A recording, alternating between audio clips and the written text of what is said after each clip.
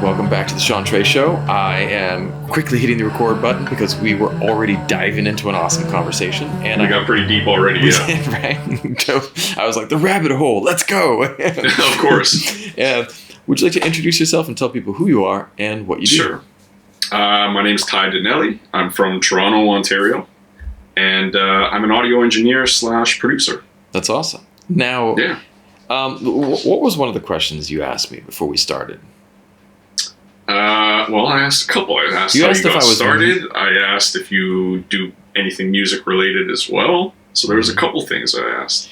I dove in. One of the reasons I started the podcast was just because I want to, like I said, spread positivity. But I also, the idea of bringing people together. Like, I was an actor early on, and one of the things that I noticed was there is this false sense of competition that's placed on everyone. You go into these casting sessions and there's all these people sitting around and they make you sit in one room, and you're left with this idea that all of those people are your competitors or enemies, and it's like, but the reality is wouldn't it be awesome if, like, and that was one of the weird things with the casting session, right? Because there are 30 people in this room who look just like you. Because they were casting a type, and you're like, oh my God, not that original. What if we took all 30 of those people and made a short film where they're all like different versions of you? Like, how, you could be doing stuff like that. You could be collaborating with people. And one of the reasons I love this podcast is I love kind of bringing people together and, kind of networking with people. And then when I have a skill, I'm like, oh, you know what? I should introduce you to this person. And I'm pairing people, and it's Makes sense, yeah. But you also asked me about if I was musical, and we were talking about, songwriting. So, I wanted to, and I am not a great songwriter. I'm great at writing lyrics. But you said that you were good at melodies. Tell me about that. Tell me about your melody writing. I've always I don't know, for some reason I've always had a good sense of pitch, but I'm not a singer myself.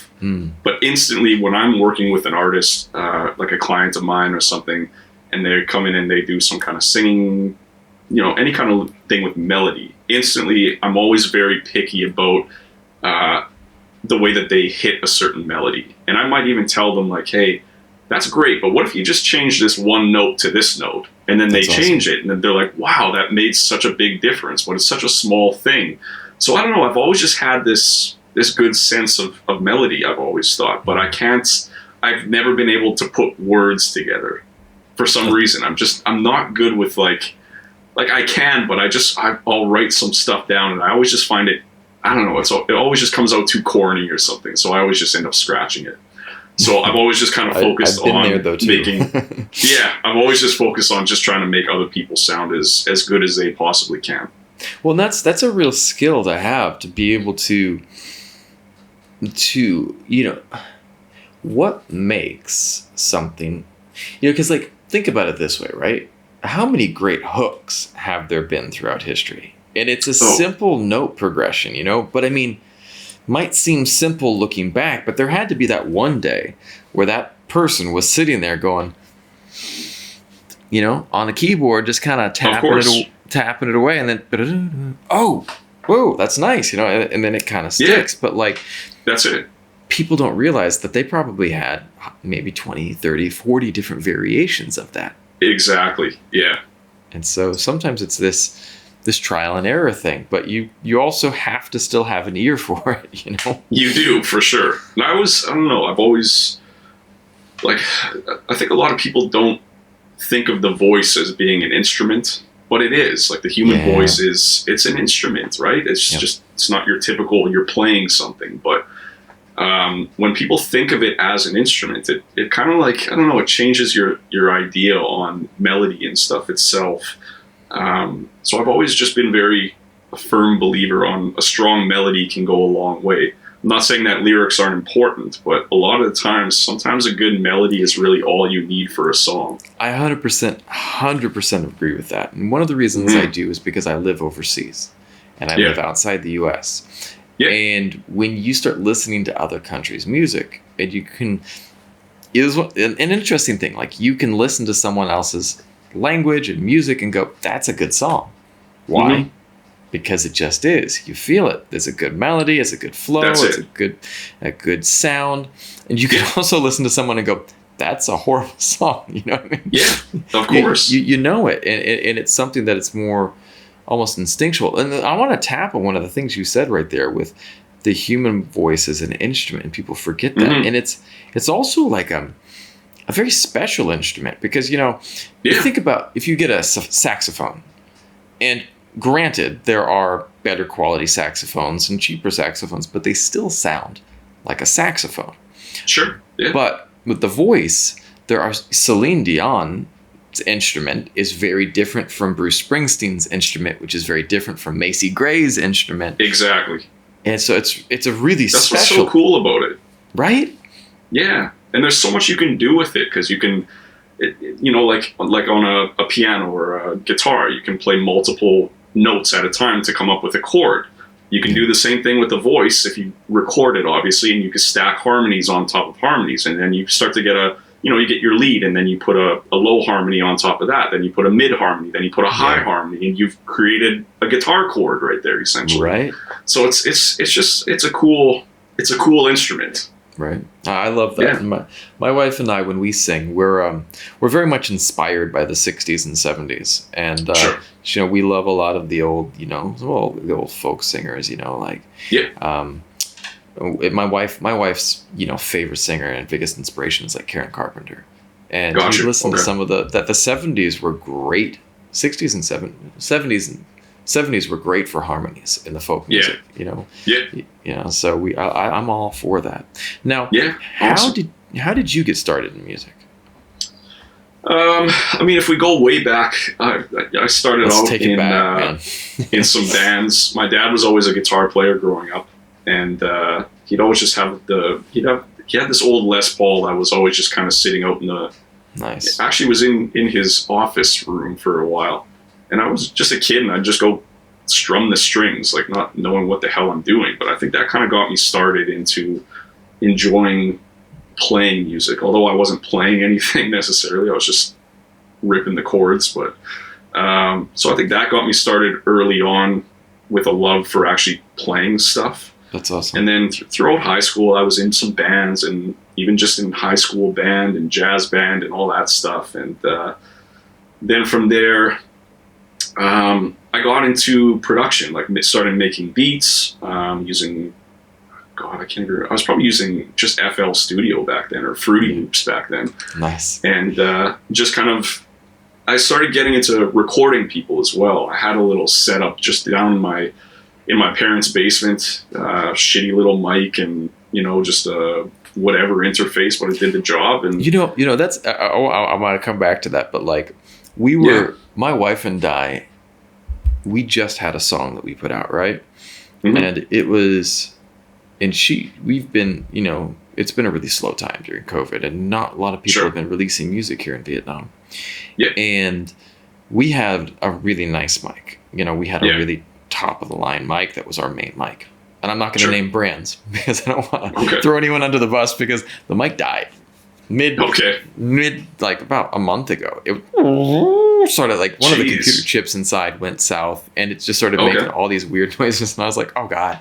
And I reached out to the company in the US, and they're like, please get it to us, send it to us, and we'll fix it. But, it's kind of hard to ship something like that right now. And if I ship it from here to there, and then getting it back into Vietnam, there's a lot of import stuff with electronics. It's tricky.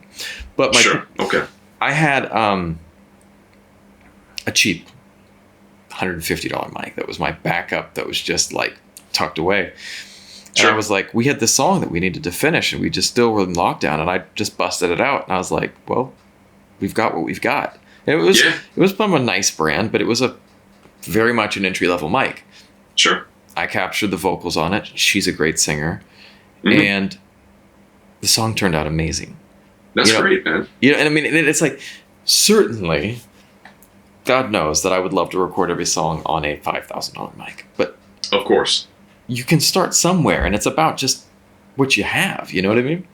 I tell people that all the time because a lot of people on Instagram alone just reach out to me about because I give a lot of engineering tips and music production tips and stuff like that, and a lot of people just reach out asking like, what kind of equipment do I need, and should I get the same microphone that you have? And it's like, I've got a good microphone, and it's it's several $1,000s. So granted, people can't. It is nice, and it does make a difference. Of course, it is. Yeah, but. I always tell people that because a lot of them are just starting out, and it's like, do I think you should go out and spend $4,000 right away on a microphone? Probably not. There's better ways you could put that money. Right. So I always give, several options of like, okay, here's a good mic that I'd recommend for $200. Here's one if you want to step it up to $600. Here's one for $1,000. And I say, like, you can still get really great recordings with mics that are under $1,000. 100%. It really just depends on.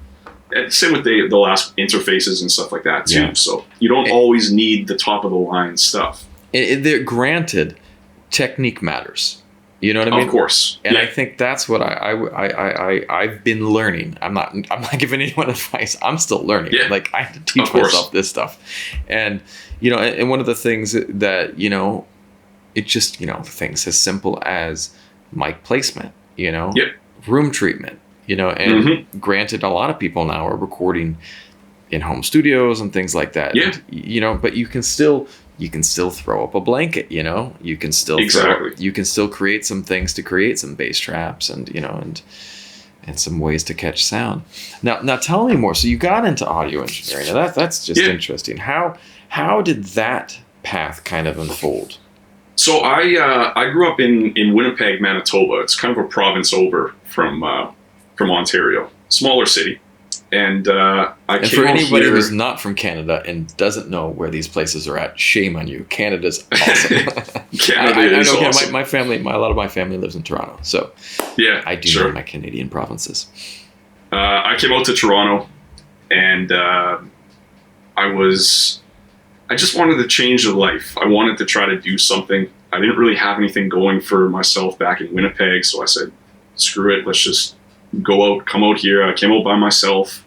Didn't have any friends, no family out here or anything, and just said, you know what, let me just try something. If it works, great. If not, I'll fall back to Winnipeg. 11 years later, thankfully, I'm still here, so it's been working. So yeah, when I first came out, I was more into just production. Yeah, I just thought like, I'm going to start selling beats and just working with artists and that kind of stuff. But then I realized it's such an oversaturated market, the whole production game. Yeah. And it was really hard to get into. And I wanted something where I could just start making money right away.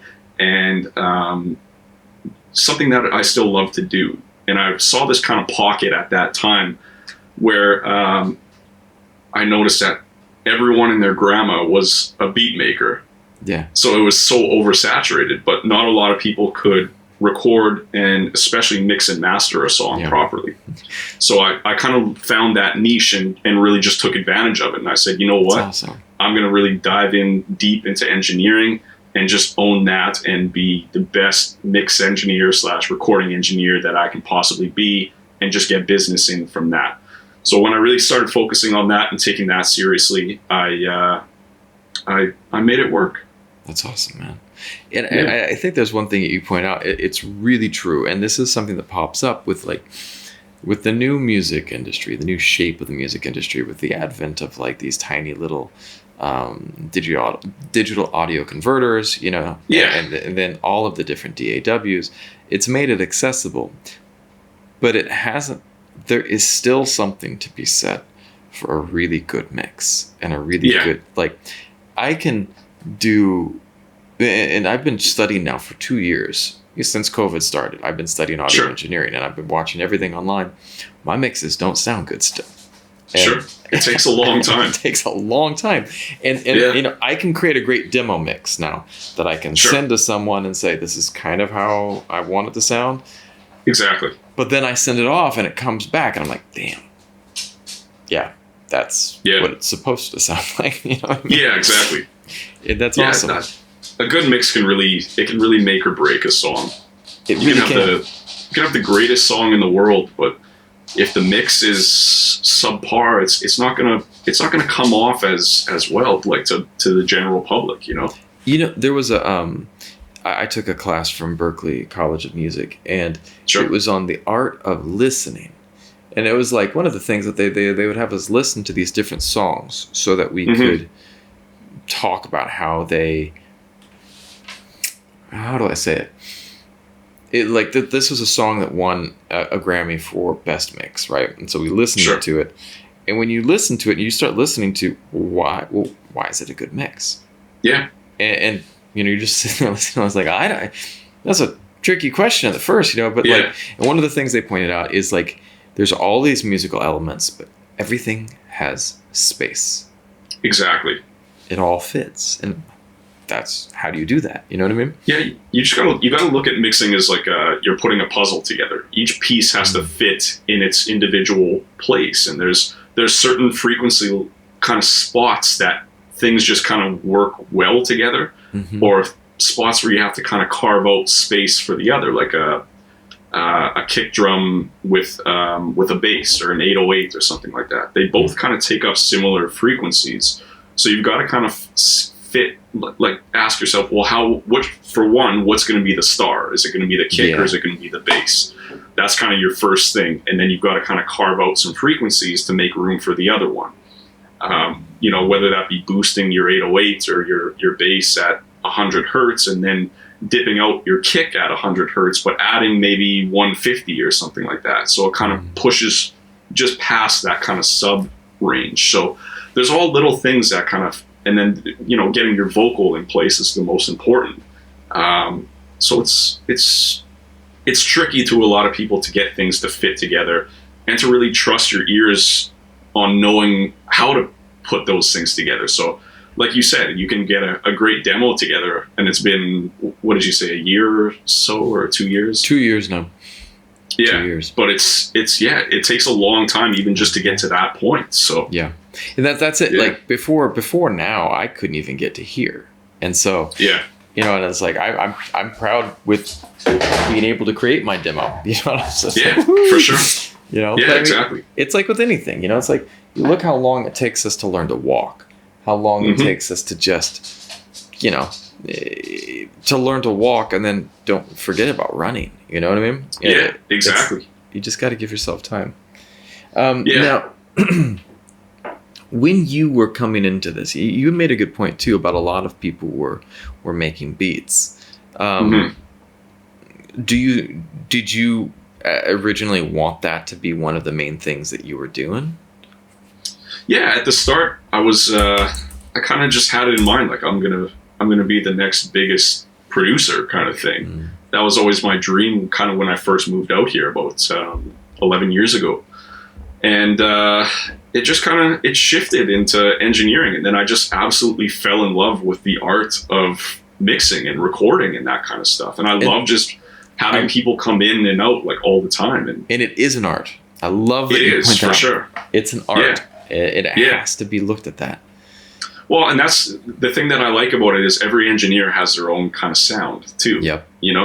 One guy's, one guy's, the way he mixes vocals might be different than this guy's, and this guy's mixes might be a little more bass heavy than this guy's, or this girl's might have, there's always just some element about someone's mixing style that's unique to them.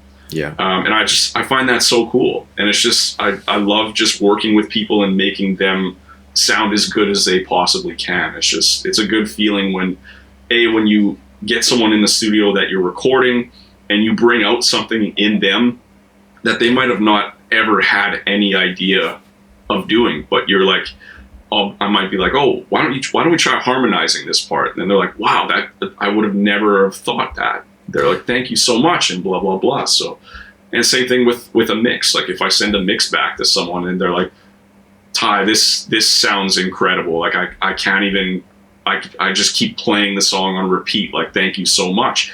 To me, that's awesome. Obviously I'm making a living off of this, and it's great. I'm grateful for that. But when I get those kind of messages or get those phone calls, there's nothing better than I'm getting goosebumps even right now, just thinking about it, because it's just such a good feeling when people appreciate what you do, and they're like, I don't know, when they're just so ecstatic about something, it's a good feeling.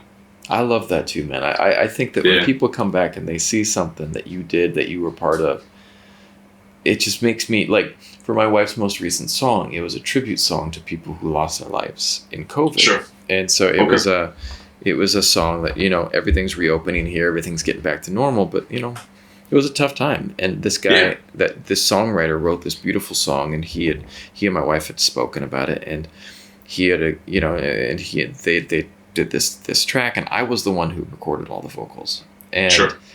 I was the one who then edited the video, because my main job is filmmaker, and I shot the music video and I edited it. And when I saw the comments come in and all the people that were really touched, it was just like, it blew me away, man. I was like, I got to be part of that. It's so cool, right? Yeah. It's just such a gratifying kind of feeling. Mm-hmm. And also, there's another thing that I realized this year that I didn't always realize before, that the person who's not they're not always the same person, but the audio engineer, the person recording vocals, has so much power to assist the singer. So much, exactly. There's so much responsibility, because if you have someone who's like this the whole time, okay, let's go, cool, and they're just like distracted by their phone. I had that once where I was doing a song with my wife, and I'm in the sound booth, and the person's just like, and then they're just like on their phone. I was just like, man, I'm not feeling this. This is really kind of hard. Took a phone call. He's like, hold up, and he just walked out. I was like, I was told my wife afterwards, I was like, we are never coming back to this place, man, ever. Well, and that's the thing. For an artist, finding a good engineer that they really click with, they vibe with, they trust their their sound and their professionalism, it can be hard. It can be really, there's so many times I've had a new client come in and we have a session and it goes really well. And they say, like, Ty, like, you don't know how many engineers I've bounced around from, how many studios I've went to and just haven't felt the vibe, or the engineer just wasn't really into it, or whatever the case may be. And then they'll come in for a session. They're just like, you love what you do. And I really do. Like, I really do care about the quality of people's music, no matter what level they're on. I've worked with some A-list artists, and I've also worked with people that have recorded their first song. Yep. And I'll treat everyone exactly the same. I don't care what walk of life they're from. Every song is important to me. I love that concept. And like this with this podcast, like, if I have an absolute hero of mine sitting in front of me versus a person I don't know who has 10 followers on Instagram. Yeah. I'm treating them the same, man. Because exactly. They're amazing human beings. And you don't know. Like, just because a person has 10 followers doesn't mean that they might not be the greatest musician ever. And it's just... exactly. I mean, like, one of the greatest examples, whether people like her or not, that I love her as an example, is Susan Boyle. Yeah, sure. Can you imagine, most of her life, people saw her as that little old English lady who just kind of wore funny clothes, had funny hair. And then she went on to, was it American Idol or The Voice? It was one of those, One of those shows. Yeah. And just everyone's like, what the hell, Exactly. This is the thing to realize. It's not like she suddenly became good. She was good that whole time. But just because of her look, people wrote her off, And exactly. What was it? The girl from... There's a new song that came out, Dance Monkey. Dance Monkey, do, oh.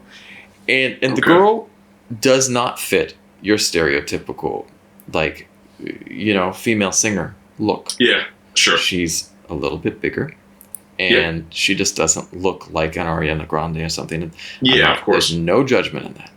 Of course, yeah. But one of the problems is for a long time in the music industry, it's been like, this person gets promoted, and this person. And one of the things I loved about Adele early on, and granted, she's in this whole new fitness realm, and good for her. Of course, yeah. But she didn't look like the stereotypical thing, and yeah, it's up to us, people that are talking to people that are helping people, to like, who cares what people look like? Close your eyes and listen. You know what I mean? You don't watch music. Exactly. I mean, like, there's music videos and stuff. MTV doesn't really let you watch music anymore anyway. So on YouTube, sure, but Yeah, but my point is, like, music is music. You're only generally listening to it. Yep. I know we're in an era right now where people want to see the person behind it a lot of the times, but still, at the end of the day, you're listening. Yeah. And if a song or an artist is good, it's good. Yeah. That's it. It's very quite simple. It's like, I still think we're shedding some of those, I'm not going to say stigmas, but like something like that. Because I had an interview with a guy who came on the other day, and he's a singer. And he's a tad bit older than what is traditionally the people that make it. And that's a real challenge. And he's like, about my age, and I completely respect that, because we still are in a space where, again, people have to start shifting the way they think, and like, focus on the music, man. Focus on the music. Exactly.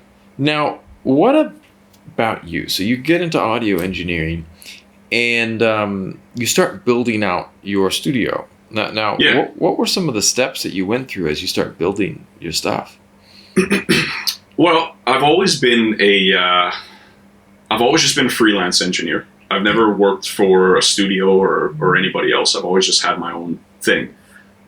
So I've always been a home studio kind of guy. Granted, if someone hires me to work in, like, I've worked in pretty much every studio in Toronto. I've been to some places in the States as well and stuff. But primarily, I love working from home. So I've always just kind of tried to build the best possible room that I can, and I've had to piece it together over the years, because I'm sure, as you know, equipment can get very expensive, and I usually say with engineering stuff, you'll never make a purchase less than $1,000 typically.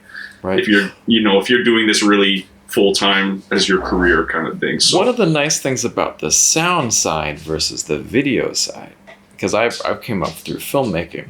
On the sound side, you buy a nice microphone, and that microphone is still going to be something that is desirable after a certain amount of time, because of course microphones kind of keep their thing, and the older microphones are special for that sound. Exactly. When you get a camera 3 years later, it's an antique. Then you gotta upgrade. You gotta upgrade. So I think that is the one nice thing that sound has over video in a big way. That's the thing. Yeah. Once you kind of get something, you'll have it for life. Yeah. You might have to replace a tube here or there or something like that, but primarily, you've got it forever. Yeah. So, I've just kind of been, I started off with a very cheap mic, and then I upgraded to another one, then I upgraded to another one, then I upgraded to the one I have now, which is the Neumann U87, which is kind of your, it's a very industry standard studio mic, right?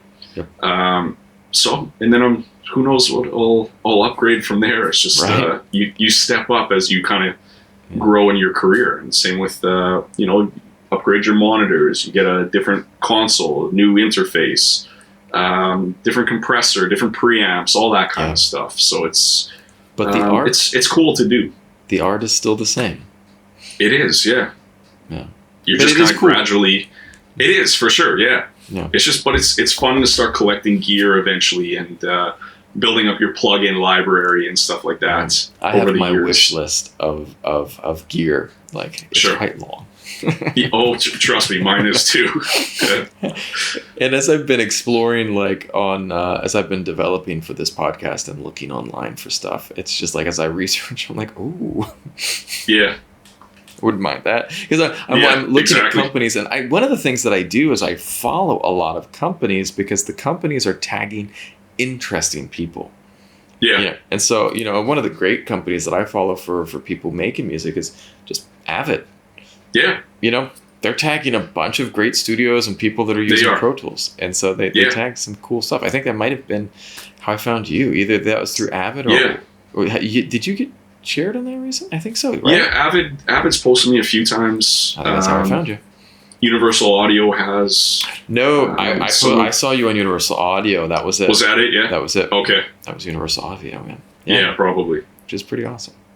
I love UAD. Right? They're good stuff, man. Now, you started building out your studio, and one of the things that I noticed when I saw with your social media though too is like, so part of business, and this is something I wanted to ask you about too, because part of business is being good at what you do. That's important. Sure. Yeah. But the other part is also being savvy with running a business. That's it. And I noticed like with your social media, you're savvy, man. You're giving people updates. You're saying, I've got a slot open here if someone would like to come in. And I was just like, wow, man, I wish I was in Toronto right now. I would have totally you're putting out great business stuff. Now, when did you learn that was important? How did you learn about that? Like I've always, like when I really started engineering and decided like, you know what, I'm going to do this full time.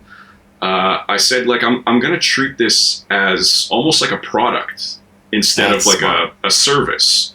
And because I saw there was, and especially back then, like that was, maybe nine-ish years ago or so. There weren't a lot of engineers that were offering their stuff online, like online mixing, online mastering, that kind of stuff. And the ones that were, like, I'd see their websites and they just weren't very well put together, I kind of thought, or they weren't very informative, or they were kind of hard and you had to message them to find out the rates and blah, blah, blah. So I said, you know what, why don't I just make everything very transparent to start? Transparency is amazing. Yeah, because I hate when I'm trying to buy a product and they don't list the price or something. They just say, "Oh, contact us today." I personally, I don't like that. I just like to just tell me what your price is so I can see it and decide if I want to get it on the spot or not. Yeah. So I said, you know what? I'm just going to do that for my business. Here's my rates. Here's my different packages for mixing and mastering. You can see what's included in each package. You can hear examples of everything. You can book me for this studio, for another studio. It doesn't matter. I just wanted to be very upfront with people. I wanted to make my website look very appealing, and just really start pushing the social media grind, because I kind of saw that Instagram was becoming the new, that was like the new way to promote your business. And so I really just took advantage of that and just built and even back then, kind of Facebook was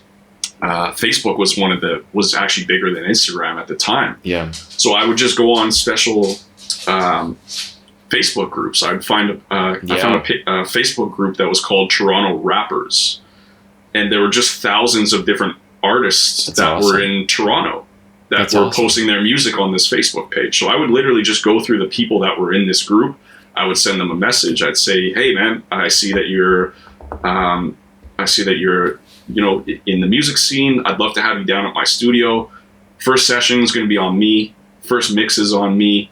I'd love to just kind of have you down." And then they'd come down, and I would work with them, and they'd be like, "Oh man, this guy, he's really great." And not trying to toot my own horn, but I would just do the best job that I possibly could back then. Which I wasn't as great as I got over the years, obviously, but that's how I got my first kind of client base, was just by reaching out to people and saying like, "Hey, I'd love to have you down." You have to respect the grind, man, because it's like exactly, yeah. Because it's like what people, my friends were like, "Sean, it's been like this is a new podcast, man. I've got 58 episodes up, but I've been doing it 2 months, and but I've been in video production for a long time."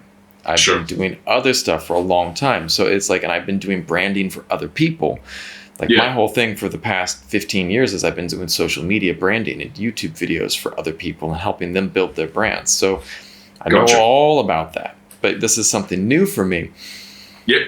And so and then when I'm going out and doing this, like I'm sending out 50 emails a day, 50 messages a day. I go on and I'm just like, I follow big companies that look interesting, and new artists, new this, new actors, new musicians and athletes, whatever, man.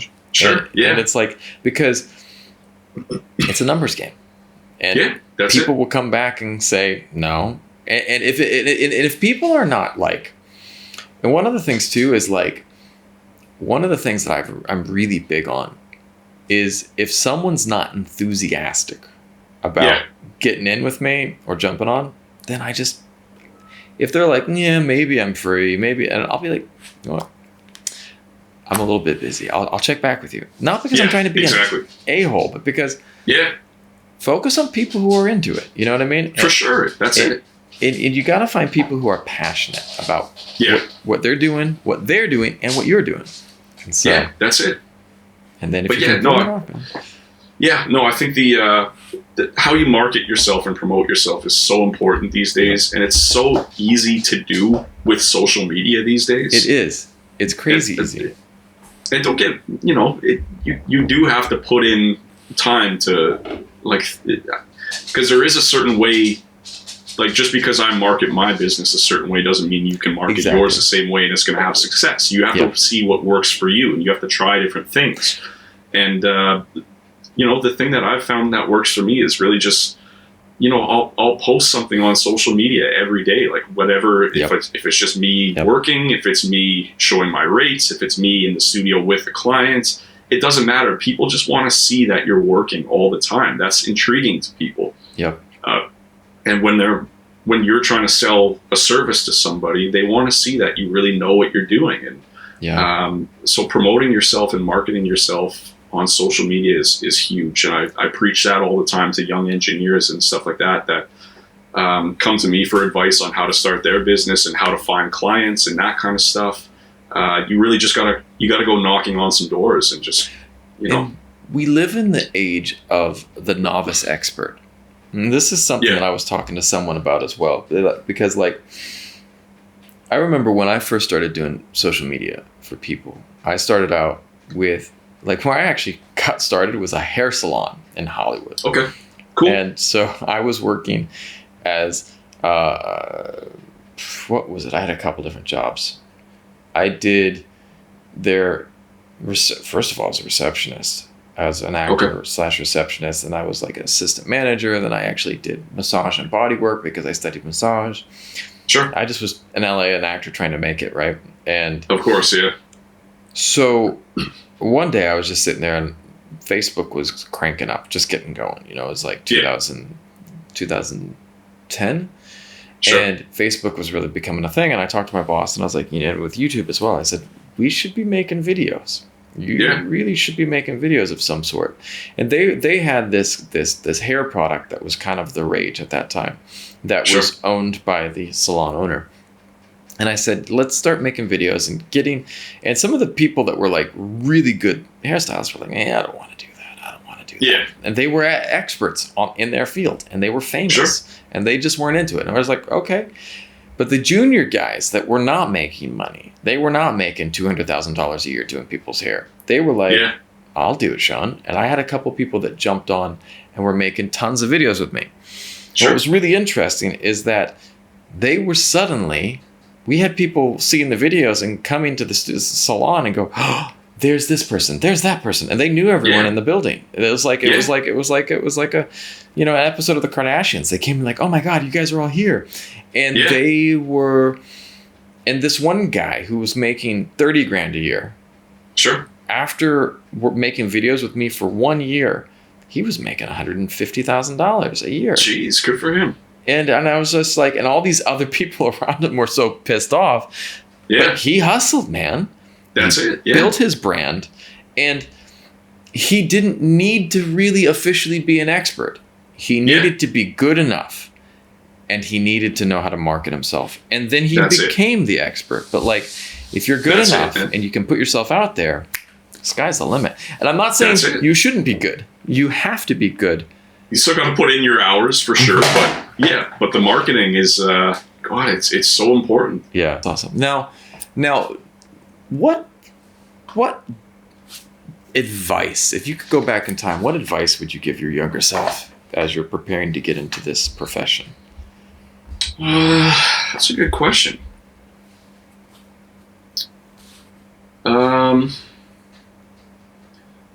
I would say, especially with my production, like I was still making beats and stuff like that even when I decided like I'm gonna engineer full time, and I really wanted to just kind of make a business selling beats, like on at the time SoundClick was like the big thing for producers, right? So I always just really tried to push the initial like sale of a beat. Whereas looking back, I wish I would have just collaborated more with people to kind of build relationships with artists, and then try to make more money further down the road instead of just trying to make a little bit more at the front end of things. 100% agree. So that's always something I've kind of regretted in a sense when it comes to my actual production myself, like nothing to do with engineering, but just kind of with beats. And that's something I learned over the years to kind of, it's better to build with people that you actually really enjoy working with and that you think are talented and have a future. So that's probably the main thing I would have told myself looking back on it now. I like that. I had someone ask me for my rate card today, and it was an interesting thing because I had helped someone who was writing some songs for my wife and I helped him do a lyric video, and the person that works with him was then like, oh, can you give me your rate card because we have some work that might come through your way. And I was thinking like, this person that asked me for that is also a songwriter who also is, and I have a wife who's a very talented singer, and I sing with her as well. And like, right there, I'm looking at that going, how about you guys let me know what you need help with, and I will let you know what I need help with. And like right there, because if I start asking for money, it almost immediately puts me at a disadvantaged situation. Does that make sense? Because if they can offer you something, you can offer them something. Why not just work it out? Yeah, and because a trade for a trade, you know. Granted, money is important, but relationships are more important than money. That's it. So and again, just going back to it, a lot of the times instead of just looking at getting a quick couple $100, look at it like if it's someone that you really believe in, just think of it like, you know what, let's build together. It's an investment. Further down the road, let's do our splits when that artist starts popping off or whatever. So that's what I tell a lot of young producers these days is like, just build with artists, and that'll kind of get your name circulating just off of that. Don't worry about and I know it's hard because a lot of people are struggling, especially these days, but if you can hold off a little bit and think about the bigger picture, can be very beneficial a lot of the times. Yeah. And I know people, and that's one of the things that people have said to me, like, I want to be able to quit my day job so that I can do this full time. But I was like, if you quit your day job, granted, if it's sucking your soul out and you don't feel creative, I get that. Yeah. But if you can use that and then build this organically so that you're not forcing it, of course, and I'm talking like, force it. I force things with hustle, certainly. But like, of course, don't try to like, imagine a basic thing, right? I'm trying to sell someone something. And if you're trying to sell something to someone and you go for the sale too soon, people will walk away. My dad used to be a good salesman, and he would talk to people, he'd get to know them, and they'd be best friends. And and suddenly he's like, hey, you should get one of these for yourself. It'd really be good for you. And you know what? I trust you. Obviously, I'll buy one. That's it. And even with my business, I've never been forceful. I've always liked to have people come to me. Again, at the start, when I was trying to just build clientele, I reached out to people and stuff like that. But then when it got to a point of where people were just finding me instead of me having to find people, that's when I was like, okay, this is cool because it's just coming in organically now from word of mouth or, just from me posting stuff on social media. But I've always just taken a very, I want to say subtle, but maybe that's not the right word because I do post a lot. but I'm never forceful with my posts. And if somebody reaches out to me, I say, yeah, like here's my rates, or here's my website, or here's some stuff you can check out of mine. I'm never like, oh yeah, this is it. So the link to buy it is right here. You can just go do it right now. I'm very like, if you like, check my stuff out first, you know, yeah. And if you think that I can give you the quality or the sound that you're looking for, then let's work. But check me out first. Don't just go off my Instagram and see like, oh, he's in the studio, or he's at this studio, or he's in the studio with this person, or blah, blah, blah. Don't go off that. Go off what you actually can hear that I provide, you know, and from there, if you think that it's a good fit, then let's work. I love that, man. I really love that, because it's like, it is like, think about it this way, right? If you're going to get married to someone, you're going to go out on some dates. You're going to go out. You're going to spend some time. You're going to feel like, is this a person I want to create with, or, you know, do things with? And I think it's the same thing with you know, you got to get to know people, and you got to take that time, and you have to do your research too. And I think that's something that's so simple to do nowadays with, you know, listen to some reference tracks, listen to some things that people have done. It's really awesome. That's it. Now, if you had Aladdin's lamp, genie pops out, what would you wish for?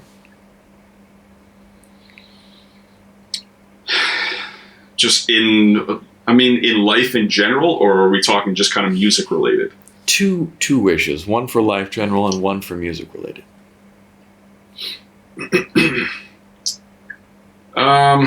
Well, music related, that's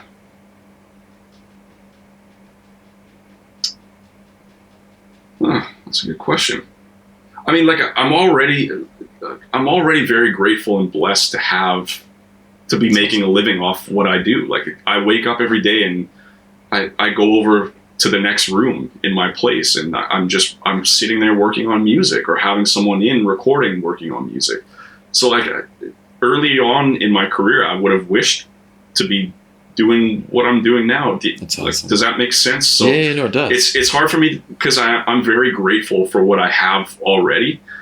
So it's hard for me to say, oh, I'd love to have this, or I'd love to be doing this, or, you know what I mean? So sure, I could say like, rub a genie lamp and a piece of gear would pop up that I really want. You know what I mean? Like a new compressor, or a new preamp, or something like that. You know what I mean? So I could say stuff like that. But on top of that, I'm very grateful for what I have already. That's awesome, man. Yeah. Now, that was really deep, man. I think that there are.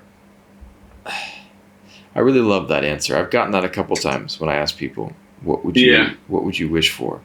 And granted, you know, everyone wouldn't mind more money and things like that. But at the end of the day, of course, are you happy and content with where? Because that question's tricky. Certainly, it's a question of like, you know, wishes. But like, at the end of the day, that question is not about the wish. It's about, you know, are you peaceful with your life? You know what I mean? Well, that's it, Sean. Because like I said, I'm very content, and I'm satisfied with where my life is right now. But on the other end of it, man, I'm a hustler. I've always been a hustler, and I'm never necessarily content. Once I hit something and I reach a goal, I always want that next goal. Yep. And then once I get that goal, I'm content, but I'm not. It's the hustler in me that always wants to do better and get more and be bigger and that kind of stuff. But at the same time, each step you get, you're progressing your life and your family's life and that kind of stuff. So it's hard to not be grateful in the moment, but always look to the future and want more. I love that, man. Like that, I'm 100% in agreement. Like, people ask me, am I content? For sure. But do I want more? I want the sky and everything under it, man. That's it. You know, it's like when people are like, what are you doing today? I'm building my empire. Exactly. Well, that's the other thing you got to realize, is that if you're in any business, but specifically the music business, like, you've really got to treat it like a business. Like, you have to. There was a lot of times when I was, you know, building my career up that I didn't have money to go out, or I didn't have money to go on vacations or that kind of thing. And there was a lot of like things that I missed out on in my life, where it's like friends of mine were going on big trips or something like that, and they'd be like, "Oh, Ty, come on this trip," and I'd just be like, "Man, guys, like I can't. Like I'd love to, and like I could, but the $2,000 or $1,000 that trip's going to cost me, like I would just think of it as I could invest that back into the business and make it better." So there's a lot of sacrifice that comes with this business and any business if you're starting it on your own that you'll have to give into. It's part of the hustle. Yeah. There was I love that book by Robert Kiyosaki, Rich Dad, Poor Dad. And I love one of the basic breakdowns he does. Is something an asset or is it a liability? Is this a thing that is going to make you money in the long term, or is it something that's going to take away from your ability to make money? You know? That's it. Yeah. And that's the same thing with choices on time. You know, certainly sometimes taking a day where you play video games all day could be an asset because you're tired and you need to rest. So that's what you do to rest. But if you do that every day, then that time you can't get back. You know what I mean? That's it. Yeah. So it's also, you do have to balance. You don't want to just work, 20 hours a day and that kind of stuff, 7 days a week. You still want to carve out time for yourself. And again, maybe you're missing out on that trip for the year or something like that. But it's not to say, like, even me, I've always taken Sundays off. That's like my one day to just kind of chill. I don't do anything music related. I just do whatever I want to do. I'll hang out with my girlfriend or go out with friends or whatever. You still have to balance those things. You can't just work all the time and not have a life, because that's where you're going to start to get depressed. And like, you have to be, I'm big on just being social and like going out and doing things and stuff like that. So it's about finding that balance, and it can be tricky to find that balance when you're kind of first starting out or just trying to build, because your mind is just like money all the time, grind. But part of building the business is making sure you're good at the same time, mentally, physically, that kind of stuff. So it's a tough balance to find, but it's doable. It is. Well, brother, I really appreciate this conversation today, man. This was awesome. Likewise, man. Thank you so much for having me. This is awesome. I love what you're doing, and I wish you nothing but success and nothing but the best.